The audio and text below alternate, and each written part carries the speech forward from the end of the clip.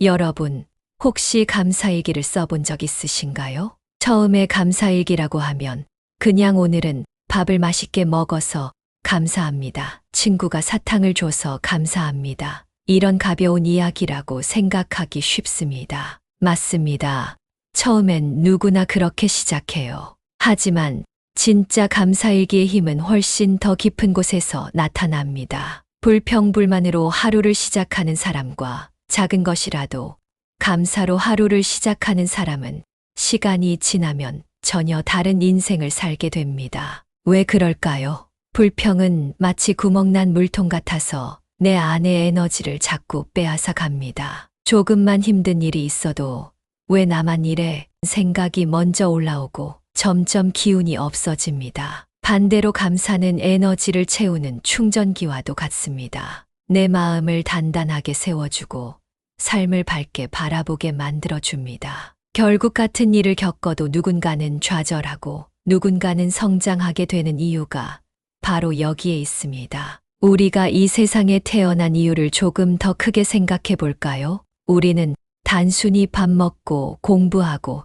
돈 벌고 끝내려고 태어난 게 아닙니다. 우리 안에는 영혼이 있고 이 영혼이 성장하기 위해서 이 땅에 온 겁니다. 그래서 우리는 육신이라는 옷을 입고 끊임없이 배우고 경험하고 실수하면서도 진화해 가는 거예요. 그런데 영혼이 성장하려면 무엇이 필요할까요? 바로 깨달음입니다. 그리고 그 깨달음은 감사에서 시작됩니다. 감사일기를 쓰다 보면 어느 순간 이런 생각이 들어요. 아, 내가 이렇게 살아갈 수 있는 건 수많은 사람들이 희생하고 쌓아온 지식과 문화 덕분이구나. 책 한 권을 읽을 수 있는 것도, 학교에서 배울 수 있는 것도, 내가 마음껏 인터넷을 쓰고 영상을 볼 수 있는 것도 모두 누군가의 희생이 있었기 때문에 가능한 일입니다. 조상들이 아무것도 남겨놓지 않았다면 우리는 여전히 글자 하나 모른 채 살았을지도 모릅니다. 그런데 하늘은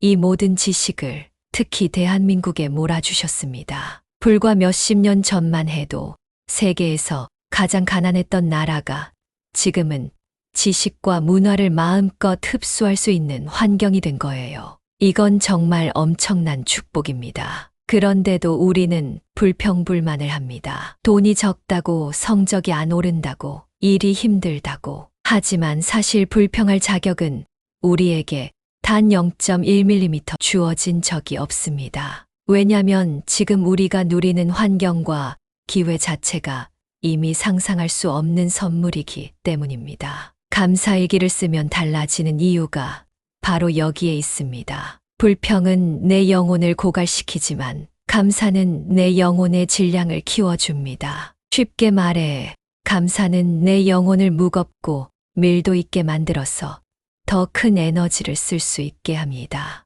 우리가 육신이라는 옷을 벗고 나면 그 순간부터는 오직 내 영혼의 크기와 힘으로 살아가야 합니다. 그때 내가 얼마나 성장했는지가 결정되는 거예요. 감사일기는 그 영혼의 힘을 키우는 훈련과도 같습니다. 처음엔 억지로 쓰더라도 시간이 지나면 내 마음이 달라집니다. 사소한 것에서 감사할 수 있게 되고 감사가 습관이 되면 불평할 이유를 찾지 않게 됩니다. 불평 대신 감사가 쌓이면 내 안의 중심이 단단해지고 사람들과의 관계가 좋아지고 막혀있던 길이 열리기 시작합니다. 이것이 바로 감사일기가 인생을 바꾸는 원리입니다. 또 하나 중요한 건 기록입니다. 예전에는 종이에만 쓰면 금방 사라졌지만 지금은 인터넷에 남길 수 있습니다. 내가 쓴 감사의 기록이 단순히 나만의 기록으로 끝나지 않고 다른 사람의 삶을 바꾸는 씨앗이 될 수도 있습니다.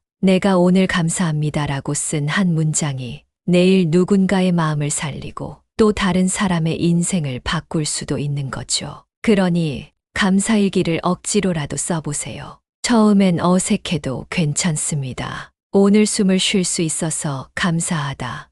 오늘 배우고 깨달을 수 있어서 감사하다. 이런 작고 단순한 고백이 내 영혼을 키워서 결국 내 인생을 완전히 다른 길로 이끌어 줄 겁니다. 여러분, 불평할 자격은 없습니다. 대신 감사할 이유는 무궁무진합니다. 오늘은 어떤 감사를 기록하시겠습니까? 그 작은 기록이 바로 내 영혼을 키우는 시작이 될 것입니다.